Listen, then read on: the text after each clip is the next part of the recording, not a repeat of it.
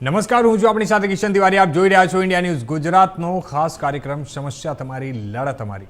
આજે આપણે વાત કરવાના છીએ હમણાં હાલમાં ગુજરાતમાં ગુજરાત જે સરકાર છે તેમના તરફથી એક મહત્વપૂર્ણ નિર્ણય લેવામાં આવ્યો છે એના વિશે આજે સમાચારોની શરૂઆત કરીએ આપણે અને વાત કરીએ તો ગુજરાત સ્ટેમ્પ અધિનિયમ 1958ની કલમ 9 અન્વયે ભરવાપાત્ર જે આવી રકમમાં છૂટછાટ અપાશે. જ્યાં જણાવી દઈએ કે રાજ્ય સરકારના મહેસૂલ વિભાગે સ્ટેમ્પ અધિનિયમ કરેલી જોગવાઈઓના કારણે મધ્યમ વર્ગના જે લોકો છે તે લોકો ઉપર આવા તબદીલીના કિસ્સાઓમાં જે નાણાકીય બોજ આવતો હતો તે સમગ્ર વિષયમાં મુખ્યમંત્રી ભૂપેન્દ્ર પટેલે આવા નાના મધ્યમ વર્ગીય લોકોની રજૂઆતો પ્રત્યે સંવેદના દાખવીને હકારાત્મક અભિગમ અપનાવ્યો છે.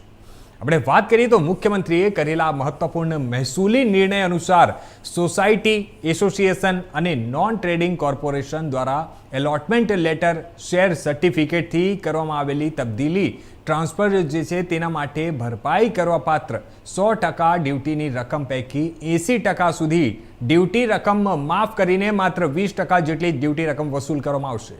આ સંદર્ભમાં તેમણે કરેલા નિર્ણય અનુસાર હવે મૂળ ડ્યુટીના 20% તથા દંડની રકમ મળીને માત્ર લેવાપાત્ર જે ડ્યુટી છે તે વસૂલ કરવામાં આવશે અને રાજ્ય સરકારે મૂળ ભરપાઈ કરવાની થતી જે સ્ટેમ્પ ડ્યુટીની રકમમાં ઘટાડો કરવાથી ડ્યુટી ઉપરાંત દંડની ગણતરી થતાં સુધારેલી જોગવાઈ જે છે તે પણ અગાઉની મિલકત સંબંધે જેટલી ડ્યુટીની રકમ ભરપાઈ કરવાની થતી હતી તેટલી જ રકમ ભરપાઈ કરવાની થશે.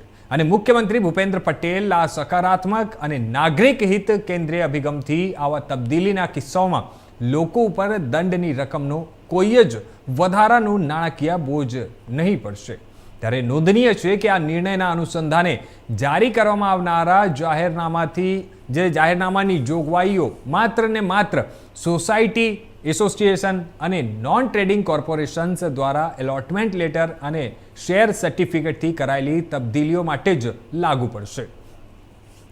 જણાવી દઈએ કે આ નિર્ણયને સરળતાથી સમજીએ તો 1960 પછી ગુજરાતમાં બનતી હાઉસિંગ સોસાયટીમાં મકાન ખરીદનારને એલોટમેન્ટ એ દસ્તાવેજના આધારે નહીં પરંતુ શેર સર્ટિફિકેટના આધારે થતું હતું. ત્યારે આ કામ Gujarat cooperative housing society act 1961ના આધારે થતું હતું અને એ સમયે શેર સર્ટિફિકેટને જ દસ્તાવેજની જેમ માનવામાં આવતું હતું. તો હાલ આજે ગુજરાત સરકાર તરફથી એક મોટો ને મહત્વપૂર્ણ નિર્ણય લેવામાં આવ્યો છે.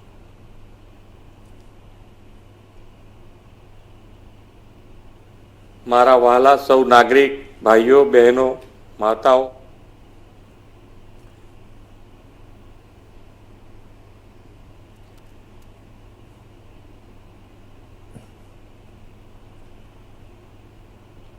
તો હાલ હવે આ સમાચાર પર વધુ વિગતવાર વાત કરવા માટે અમારી સાથે જોડાઈ ગયા છે અમારા ખાસ મહેમાન, અમારા એક સુનિલ પ્રજાપતિ જે અમારા સંવાદદાતા સુરતથી અને એક એડવોકેટ રેવન્યુ ડિપાર્ટમેન્ટમાંથી મહિપાલભાઈ વાસિયા. મહિપાલભાઈ, આપનું ખૂબ ખૂબ સ્વાગત છે અમારી સાથે આજની આ તમામ ચર્ચામાં.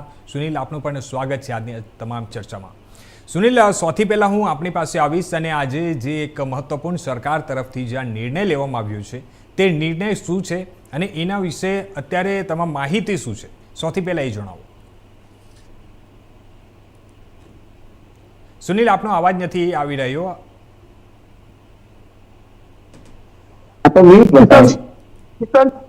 કિશન, ચોક્કસથી તમને જણાવી દઉં, ગુજરાતમાં 1962 પછી જેટલી પણ સોસાયટી પહેલા હતી તે શેર સર્ટિફિકેટ પર ચાલતી દસ્તાવેજ જેના લોકોને નહીં હતા તે દસ્તાવેજ વગર પણ શેર સર્ટિફિકેટ લીગલ હતી, વેલિડ હતી. એવી જે સોસાયટીઓના દસ્તાવેજ બાકી હોય એવી જે સોસાયટીઓ છે રજીસ્ટ્રેડ છે ગુજરાતમાં અને સહકારી મંડળી અને સોસાયટી કહી શકાય એવી રજીસ્ટ્રેડ સોસાયટીઓમાં અને લોકલ લોકો માટે આ બહુ મોટો મુદ્દો છે કે 80% જે એ લોકોની જે ભરપાત્રની રકમ છે તેમાં 80%ની છૂટ અને 20%ની જે ડ્યુટી કે સ્ટેમ્પ ડ્યુટી વસૂલવાની વાત છે. આ જે કાયદો છે આ કાયદામાં જે હમણાં સુધી ચાલી રહ્યો તેમાં ગુજરાત સરકારનો સૌથી મોટો બેનિફિટ હતો અને સૌથી મોટી કમાણી ગુજરાત સરકારની આમાં હતી. છતાં આ કાયદાને જે રીતે ફેરબદલ કરવામાં આવ્યો છે ને લોકો આમ ઇન્સાન માટે, આમ પબ્લિક માટે આ કાયદો બહુ સરળ અને સારો રહેશે. જો એમનો સૌથી મોટો આમાં ફાયદો થશે જે કે 80% કદાચ કોઈની રકમ બાકી હોય તેમાં ચૂકવણી વ્યાજ હોય, ચુકવણી વ્યાજ પણ જોડાતું હોય એ બધી રકમને માફી કરીને 20% રકમ ભરવી અને એક લિમિટેશન એક ધારા નક્કી કરવામાં આવશે જે 0.5 થી 1 લાખની અંદર હોવી જોઈએ. એટલે આજે આમ કહી શકાય કે આમાં જે ઘટનાઓ છે, આ જે કાયદો છે આવી રહ્યો છે, એમનું પર્ટિક્યુલર જે આજે જે ગુજરાત મુખ્યમંત્રી જાહેર કર્યું પર હજુ એમનો પરિપત્ર નથી મૂકવાનો. આ આખી મેટર જે થશે જો ગુજરાતના લોકો માટે એક સારી બાબત કહી શકીએ. તે ખાસ કરીને તમને કે 1960 પછી જે ગુજરાત હાઉસિંગ બોર્ડની સોસાયટી મકાન ખરીદના એલર્ટમેન્ટ અને દસ્તાવેજના આધારે નહીં પરંતુ શેર સર્ટિફિકેટના આધારે જે કામ થતું હતું તે કામમાં Gujarat cooperative housing society act 1961 ના આધારે થતું હતું. આ શેર સર્ટિફિકેટ એ દસ્તાવેજની માન્ય ગણતરી હતી. એવા સમયે જે સોસાયટી તેને પણ હવે દસ્તાવેજ કરવા ફરજિયાત હતા. તેના માટે 1995 થી 2000 ના દર આ નિર્ણય બદલાવ દસ્તાવેજ ફરજિયાત કરી નાખવામાં આવ્યા હતા. દસ્તાવેજ ફરજિયાત થયા પછી સરકારે 1982 પછી બનેલી સોસાયટી શેર સર્ટિફિકેટ હોય તો પણ દસ્તાવેજ કરાવી લેવાની આગાહી કરી હતી. હવે હાલ આમાં જે સ્ટેમ્પ ડ્યુટીની જે ખર્ચ થતો હતો લોકોના માથે પડતો હતો, પણ આ જો નિર્ણય આવશે તે લોકો બાકી છે ગુજરાતમાં લોકલ જે મકાન માલિકો છે, જે ઘર સોસાયટી ધારકો છે તેના માટે આ સારો નિર્ણય છે. લોકો આની રાહ જોઈ છે. આગળ આ નિર્ણય સમજવા માટે સરકાર જે ચોક્કસ પરિપત્ર જાહેર કરશે ત્યારે આપણને ખબર પડશે કે આમાં પબ્લિક જે જનતા છે ગુજરાતની તેને કેટલો ફાયદો થશે. જી, હવે આપણે વાત કરીએ જે અમારા લીગલ હેડ આવ્યા છે, અમારી સાથે એડવોકેટ જે જોડાયા છે મહિપાલભાઈ, હવે હું આપણી પાસે આવીશ. આજે એક નિર્ણય કરવામાં આવ્યો છે સરકાર તરફથી, ગુજરાત સરકારે જે આ નિર્ણય લીધો છે તેને એક તો એના વિશે સંપૂર્ણ માહિતી અને જે એક સિમ્પલ વેમાં જે લોકો, જે અમારા દર્શક મિત્રો છે તે લોકોને કઈ રીતે આપણે સમજાવી શકીએ અને આનાથી બેનિફિટ શું થશે લોકોને તેના વિશે આપ માહિતી આપો. નમસ્કાર. સૌ પ્રથમ તો ઇન્ડિયા ન્યૂઝના તમામ દર્શક મિત્રોને મારા તરફથી ખૂબ ખૂબ અભિનંદન. આજ રોજ સરકાર શ્રી દ્વારા એક નોટિફિકેશન બહાર પાડવામાં આવ્યું છે અને તે મુજબ હવે પછી શેર સર્ટિફિકેટ દ્વારા જે પણ વ્યક્તિ માલિક બન્યા હોય અને એનો દસ્તાવેજ નહીં થયો હોય અને એ વ્યક્તિ મિલકત વેચાણ કરવા જાય તો તેમને જે સ્ટેમ્પ ડ્યુટીની રકમ ભરવાની હશે તેના ઉપર એમને 80% સુધીની રાહત આપવામાં આવશે. આ પહેલા અગાઉ 4/9/1982 ની અંદર સરકારે 1961ના કલમ 42 ની અંદર સુધારો કરવામાં આવેલો હતો. તે મુજબ એ સુધારાની અંદર એવું દર્શાવવામાં આવેલું હતું કે 27/4/1982 પછીના જે પણ વ્યક્તિને શેર સર્ટિફિકેટ એલોટ કરવામાં આવ્યા હોય તો તેની અંદર પૂરેપૂરી સ્ટેમ્પ ડ્યુટી વસૂલ કરવાની રહેશે. ત્યાર પછી હાલમાં સરકારશ્રીના ધ્યાન પર આવેલું હતું કે એ જે પરિપત્ર છે એનો અમલ થઈ નથી રહેલો, માટે સરકારશ્રી દ્વારા 23/6/2021ના રોજ નવો પરિપત્ર બહાર પાડવામાં આવેલો હતો અને એની અંદર એવી રીતની એમના દ્વારા જાહેરાત કરવામાં આવેલી હતી કે 27/4/1982 પછીના જે પણ કોઈ વ્યક્તિને શેર સર્ટિફિકેટ એલોટ કર્યા હોય અને તે પોતાનો મિલકત વેચાણ દસ્તાવેજથી ટ્રાન્સફર કરી રહેલા હોય તો તેઓએ પણ સ્ટેમ્પ ડ્યુટીની ભરપાઈ કરવી પડશે અને એના માટે એણે સ્ટેમ્પ ડ્યુટી કલેક્ટર વિભાગમાં જઈ અને પોતાની અરજી કરી અને ત્યારબાદ સરકારશ્રીને નાણાં ભરપાઈ કરવાના રહેશે, એવી રીતનો પરિપત્ર હતો. અને એ મુજબ પરિપત્રના આધારે પબ્લિક પૈસા ભરતી હતી અને લોકોને નુકસાન પણ જતું હતું. ત્યાર પછી હાલમાં જે એક લોકોને ખૂબ મોટો નુકસાન થાય તે રીતનો 1/4/2025 થી એક નવો પરિપત્ર અમલમાં આવેલો હતો. તે મુજબ જે ગવર્મેન્ટ દ્વારા જે સ્ટેમ્પ ડ્યુટી વસૂલ કરવામાં આવતી હતી તદ ઉપરાંત જે રકમ થાય ભરવાની જે તે સમયની, જે એમાં થોડી કરેક્શન કરું કે ભાઈ એની અંદર જે પણ સ્ટેમ્પ ડ્યુટી વસૂલ કરવામાં આવતી કે ભાઈ કોઈકને 1995માં એલોટ કરવામાં આવ્યું હોય તો 1995ના સાલમાં જે સ્ટેમ્પ ડ્યુટી અમલમાં હોય અને તેના આધારે જે ભાવ જંત્રીનો હોય તેની ગણતરી કરી અને એના ઉપર લેવામાં આવતું હતું અને એનું ચલણ બનાવી આપવામાં આવતું હતું. પણ 1/4/2025 થી સરકારશ્રી દ્વારા એની અંદર એક સુધારો કરવામાં આવ્યો અને એની અંદર જે રકમ ભરવાની થાય તેના ઉપર 4 ગણી પેનલ્ટી લેવાની શરૂઆત કરેલી હતી. એ પહેલા ફક્ત 250 રૂપિયા જ પેનલ્ટી હતી. હવે સપોઝ કે તમે એમ વિચારો કે ભાઈ કોઈ વ્યક્તિને 25,000 રૂપિયા ભરવાના આવ્યા છે તો એને 25,000 ભરવાના પ્લસ 4 ગણી પેનલ્ટી મતલબ કે 1 લાખ રૂપિયા, તો એને ટોટલ 1,25,000ની રકમ ભરવાની હતી. એ મધ્યમ વર્ગ માટે ખૂબ જ કપરું હતું આ મોંઘવારીના સમયમાં અને હાલમાં સરકારશ્રી દ્વારા જે આ નવો સુધારો કરવામાં આવ્યો છે તો ખરેખર અમે વકીલ આલમ જનતા વતી સરકારનો આભાર માનીએ છીએ અને આ પરિપત્રની અંદર હજુ સુધી સ્પષ્ટતાથી અમારી પાસે પરિપત્ર આવ્યો નથી એટલે એની ચોક્કસ માહિતી નથી કે ફક્ત સ્ટેમ્પ ડ્યુટીમાં રાહત આપવામાં આવી છે કે એના ઉપર વસૂલવામાં આવતા દંડ ઉપર પણ આપવામાં આવી છે રાહત. તે હવે પરિપત્રનો અભ્યાસ કરવાથી જ આપણને ખ્યાલ આવશે કે ભાઈ આની અંદર કઈ રીતનો સુધારો કરવામાં આવ્યો છે. તો સરકારને અમે રજૂઆત કરીશું, કદાચ જો ફક્ત સ્ટેમ્પ ઉપર જ જો તમે આનો સુધારો કર્યો હોય કે ભાઈ એની અંદર જ સ્ટેમ્પ ડ્યુટી જે છે એની અંદર જ જો 80%ની રાહત છે તો અમે સરકારને વિનંતી કરીશું કે એ રકમ નજીવી હોય છે પરંતુ એની જે પેનલ્ટી હોય છે 4 ગણી એ ખૂબ મોટી રકમ થઈ જતી હોય છે. તો સ્ટેમ્પ ડ્યુટી ઉપરાંત પેનલ્ટી એ બંનેની અંદર રાહત મળવી જરૂરી છે અને જે અગાઉ શરૂઆત થતી હતી તે મુજબ જે સ્ટેમ્પ ડ્યુટીની રકમ હોય પ્લસ જે દંડની રકમ હોય એ 250 જ રાખવામાં આવે એવું હું સરકારને વિનંતી કરીશ. પરંતુ આ જે સુધારો છે એ ઇન્ડિયા ન્યૂઝના દર્શકોને હું આપના માધ્યમથી જણાવવા માંગુ છું, ખરેખર ખૂબ જ આવકારદાયક નિર્ણય છે અને આજના મોંઘવારીના કપરા સમયની અંદર ખૂબ જ સારી રીતે લોકોને રાહત મળે એવું એક પગલું ભર્યું કહેવાય છે. માટે હું સરકારને ખૂબ ખૂબ અભિનંદન આપું છું અને લોકોને પણ કહું છું કે ભાઈ જો હજુ તમારે ભરવાનું બાકી હોય તો 2-4 દિવસ થોભી અને સરકારનો જે પરિપત્ર આવે તેના આધારે આપણે પછી આગળનું તમે તમારા લીગલ એડવાઇઝરને મળી અને પછી એ મુજબ તમે સ્ટેમ્પ ડ્યુટી ભરી શકશો. પરંતુ હજુ પરિપત્ર સરકારી કચેરીઓમાં આવ્યો નથી, 1-2 દિવસમાં આવી જશે, ત્યાર પછી આપણે એના ઉપર એકદમ સ્પષ્ટતાથી વાતચીત કરી શકીશું. જી મહિપાલભાઈ, એટલે એક હિસાબે આપણે જોઈએ તો જે મધ્યમ વર્ગના જે લોકો છે તે મધ્યમ વર્ગના લોકો માટે ક્યાંક ને ક્યાંક આ બહુ રાહતનો વિષય છે અને રાહતના સમાચાર જે સામે આવી રહ્યા છે સરકાર તરફથી. તો હવે કિશનભાઈ, જી હા, હું આપની વાત સાથે સંમત છું કે જે વ્યક્તિઓ છે માટે જાહેર જનતા છે એના માટે ખૂબ મોટું રાહત ભરેલું પેકેજ કહી શકાય. કારણ કે હું વાત કરું તો હમણાં 4-5 દિવસ પહેલા જ મેં મારી એક પાર્ટીનો ભર્યો તો એનો 25,180 હતા પણ અમારે ભરવા પડ્યા છે 1,25,180.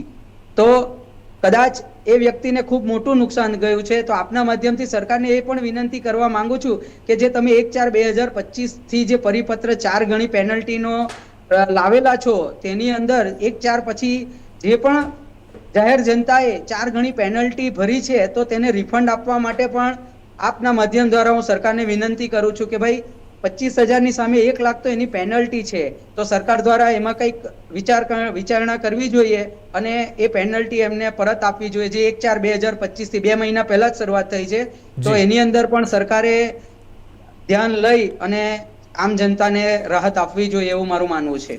જી મહિપાલભાઈ, આપણે વાત કરીએ તો શેર સર્ટિફિકેટ અને એલોટમેન્ટ લેટરની આપણે વાત કરીએ તો તેના વચ્ચે કાયદાકીય તફાવત શું છે? શેર સર્ટિફિકેટ એટલે એવું હોય છે કે પહેલા સરકારનો 27/4/1982 પહેલા એ રીતનું એ હતું કે પહેલા કોઈ પણ રજિસ્ટર્ડ સોસાયટી હોય તે દસ્તાવેજ નહીં કરાવતી હતી અને સરકાર દ્વારા એવો નિયમ અમલમાં હતો કે કોઈ પણ સોસાયટી હોય તો એની અંદર જે વ્યક્તિ ફર્સ્ટ એલોટી હોય એટલે કે જેણે ફર્સ્ટ ટાઈમ મકાન લીધું હોય તો એને સ્ટેમ્પ ડ્યુટીમાં એક્ઝામ્પશન મીન્સ માફીમાં આપવામાં આવતી હતી અને ત્યાર પછી એ વ્યક્તિ દ્વારા પ્રોપર્ટી વેચવામાં આવે જ્યારે તો તે વ્યક્તિ પાસે જે તે સમયની સ્ટેમ્પ ડ્યુટી વસૂલ કરવામાં આવતી હતી. એટલે કે એ જ રીતે કે ભાઈ એલોટમેન્ટ લેટર આપ્યું હોય તો ફર્સ્ટ સ્ટેમ્પ ડ્યુટીમાં એક્ઝામ્પશન હોય અને સેકન્ડ રીસેલ થાય તે સમયે સ્ટેમ્પ ડ્યુટી ભરપાઈ કરવાની હતી. જી મહિપાલભાઈ, અમે આપણે વાત કરીએ તો આજે સરકાર તરફથી નિર્ણય જે લેવામાં આવ્યો છે તે નિર્ણય થકી કયા કયા એવા લોકો છે કે જે લોકોને આના થકી વધારે લાભ મળી શકે છે? જેમ કે આપણે વાત કરીએ તો આજે વેચનારાઓ છે, ખરીદનારાઓ છે કે પછી જે બિલ્ડર લોબી છે, તો આ કયા પ્રકારના લોકો છે જે લોકોને વધારે બેનિફિટ થઈ શકે છે આમાં? જો કિશનભાઈ, આની અંદર જો વાત કરીએ ને તો આની અંદર સૌથી વધારે ફાયદો જે જૂની સોસાયટીઓ છે અને એની અંદર જૂની સોસાયટીઓમાં જનરલી આમ પબ્લિક રહેતું હોય છે એટલે એ આમ જનતાને સૌથી મોટો બેનિફિટ થશે એ એકદમ ચોક્કસ વાત છે.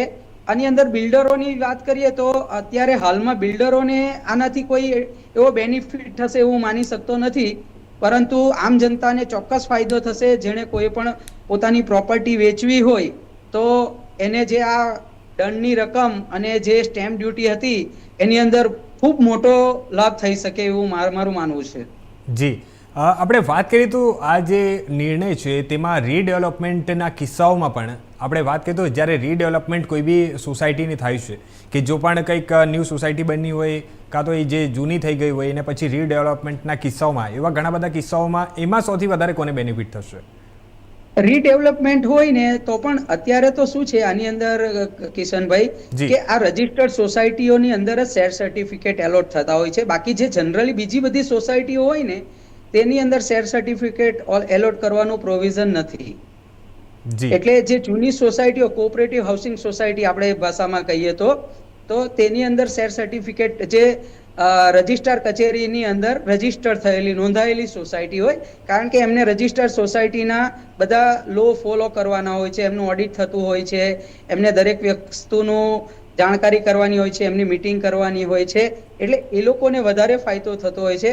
અને રીડેવલપ કરે તેની અંદર ફરીથી શેર સર્ટિફિકેટ એલોટ થતું નથી હોતું, માટે રીડેવલપમાં એટલો બેનિફિટ મળશે એવું માની શકતો નથી. જી, મહિપાલભાઈ, આપણે વાત કરીએ તો જે મધ્યમ વર્ગના લોકો છે, જે ગરીબ વર્ગના લોકો છે, જે લોકો પહેલાં ઘર લેતા હતા અને અત્યારે બી ઘર જે લોકો લે છે, ઘણા બધા વિસ્તાર એવા છે કે જ્યાંના લોકોને વધારે માહિતી એ લોકો સુધી પહોંચતી નથી, તે લોકોને વધારે કંઈ ખબર નથી પડતી. એવા કિસ્સાઓમાં આપણે આપણા દર્શક મિત્રોને કઈ રીતે હેલ્પ કરી શકીએ કે કઈ રીતે મદદ કરી શકીએ?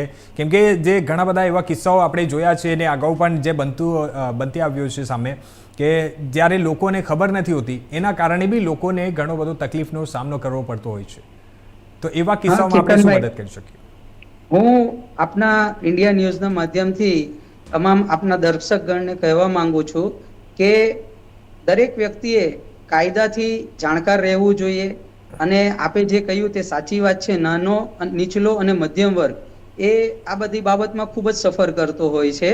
માટે એ લોકોએ થોડું કાયદાનું જ્ઞાન મેળવવું જરૂરી છે. એ લોકોએ આપના માધ્યમથી, ન્યૂઝના માધ્યમથી, ન્યૂઝપેપરના માધ્યમથી એ લોકોએ કાયદાની અંદર જે પરિવર્તન આવી રહેલું હોય છે તો તે અંગેનો એ લોકોએ અભ્યાસ કરવો જોઈએ. તેમ છતાં જો કાયદાની જે ભાષા હોય એ થોડી અટપટી હોય, એમને નહીં આઈડિયા કોઈ પણ એડવોકેટ રહેતા હોય, જે રેવન્યુની પ્રેક્ટિસ કરતા હોય, તો તે વ્યક્તિની પાસે એ લોકોએ તે અંગેની માહિતી મેળવવી જોઈએ. અને જો કાયદાની તમારામાં જાણકારી મેળવવાની જાગૃતતા હશે તો હું માનું છું કે એવા વ્યક્તિ 100% કાયદાની અંદર આવી રહેલા સુધારાનો એ પૂરેપૂરો ઉપયોગ કરી શકશે. તો હું આપના આ ખૂબ જ સુંદર સવાલ માટે આપના માધ્યમથી આપના દર્શકોને જણાવવા માંગુ છું કે આપ લોકો એ ન્યૂઝ મીડિયા, ન્યૂઝપેપર અને એની અંદર આવી રહેલા તમામ કાયદાના સુધારા વધારાઓનો અભ્યાસ કરો. નહીં ખબર પડે તો તમે તમારા જાણીતા નજીકના કોઈ પણ વકીલશ્રીનો સંપર્ક કરી અને કાયદાની માહિતી મેળવી અને સરકારશ્રી દ્વારા જે જનતાને બેનિફિટ આપવામાં આવી રહેલો હોય છે એ તમામ બેનિફિટ એ મેળવવા માટે હકદાર છે તો મેળવવો જ જોઈએ. અને તમારે કાયદાની થોડી જાગૃતતા રાખવી જોઈએ એવું મારું માનવું છે. જી, અને હવે એક સવાલ એવો પણ છે કે આ શેર સર્ટિફિકેટથી દસ્તાવેજનો જે પ્રોસેસ હોય છે તે પ્રોસેસ સિમ્પલ વેમાં જે આપણે આપણા જે દર્શકો છે, જે મધ્યમ વર્ગના લોકો છે, જે નીચે લેવલના જે લોકો છે, જે લોકોને વધારે કાયદાકીય ખબર નથી હોતી, જે હિસાબે આપણે હમણાં જે જણાવ્યું કે નીચલા લોકોને વધારે ખબર નથી હોતી કાયદાકીય, કેમ કે કાયદાકીય ભાષા એવી છે કે એ લોકોને જલ્દી સમજ નથી પડતી. તો આપણે સિમ્પલ વેમાં એવું કઈ રીતે સમજાવી શકીએ કે શેર સર્ટિફિકેટમાંથી દસ્તાવેજ જ્યારે એ લોકોને કરાવવું હોય તો સિમ્પલ વે શું છે? હા, ખૂબ સુંદર સવાલ છે આપ સાહેબનો. તો હું એમ માટે જણાવીશ કે આ જે શેર સર્ટિફિકેટ કે એલોટમેન્ટ લેટર માટે છે તો સૌ પ્રથમ તો એના માટે ઓનલાઈન આપણે એપ્લિકેશન કરવાની હોય છે. અને ઓનલાઈન એપ્લિકેશન કરી અને સ્ટેમ્પ ડ્યુટી વિભાગની અંદર જઈ અને એના જે બંચ હોય છે કે ભાઈ એપ્લિકેશન, ઓરિજિનલ શેર સર્ટિફિકેટ અને એ બધું ત્યાં રજૂ કરવાનું હોય છે. એટલે એમના દ્વારા 1 કે 2 દિવસમાં જે તે સમયની, ધારો કે 1995 હોય તો 1995માં જંત્રીનો રેટ શું હતો, સ્ટેમ્પ ડ્યુટીનો રેટ શું હતો, એના આધારે આપણને બેઝિક જાણકારી કરવામાં આવે છે કે ભાઈ આપણે આટલા પૈસા ભરવાના થશે. અને પછી આપણને પાસે સહુલિયત હોય તો આપણે એમને કહેવાનું હોય છે, એટલે એમના દ્વારા આપણને ચલણ બનાવી આપવામાં આવે છે અને એ ચલણ આપણે SBIની શાખામાં ભરવાનું હોય છે. એ ચલણ ભર્યા બાદ એની એક કોપી આપણે સ્ટેમ્પ ડ્યુટી કલેક્ટરને સુપ્રત કરવાની હોય છે. એટલે એમના દ્વારા 2-3 દિવસમાં કલેક્ટર સાહેબ દ્વારા એક વિધિવત ઓર્ડર આપવામાં આવે છે અને એ ઓર્ડર આપણને મળે ત્યાર પછી આપણે એ ઓર્ડરની કોપી એ આપણે જે વેચાણ દસ્તાવેજ બનાવી રહેલા હોય છે એની અંદર જોડી અને સબ રજિસ્ટ્રાર સમક્ષ આપણો વેચાણ દસ્તાવેજ રજૂ કરવાનો હોય છે અને વેચાણ દસ્તાવેજ રજૂ થયેથી એ ઓર્ડર હોવાથી સ્ટેમ્પ સબ રજિસ્ટ્રાર શ્રી દ્વારા આપણા દસ્તાવેજને ઓકે કરવામાં આવે છે અને એ રીતે પછી જે ખરીદનાર હોય છે એને માલિકી હક મળતા હોય છે. જી મહિપાલભાઈ, આ મારો એક લાસ્ટ સવાલ આપનાથી છે કે આ જે નિર્ણય લેવામાં આવ્યો છે એના થકી શું આપને એવું લાગી રહ્યું છે કે સરકારને, ગુજરાત સરકારની આપણે વાત કરીએ તો સરકારને કંઈક મોટું નુકસાન થઈ શકે છે, એવું કંઈ આપને લાગી રહ્યું છે? હા, સરકારને ડેફિનેટલી જે 80% સ્ટેમ્પ ડ્યુટીમાં રાહત છે તો આપણે સમજીએ કે ભાઈ 25,000નો સ્ટેમ્પ ભરવાનો હોય તો 80% જો રિડ્યુસ થઈ જશે તો સમજો કે એણે 5,000 કે 6,000 જ મિનિમમ ભરવાના આવશે.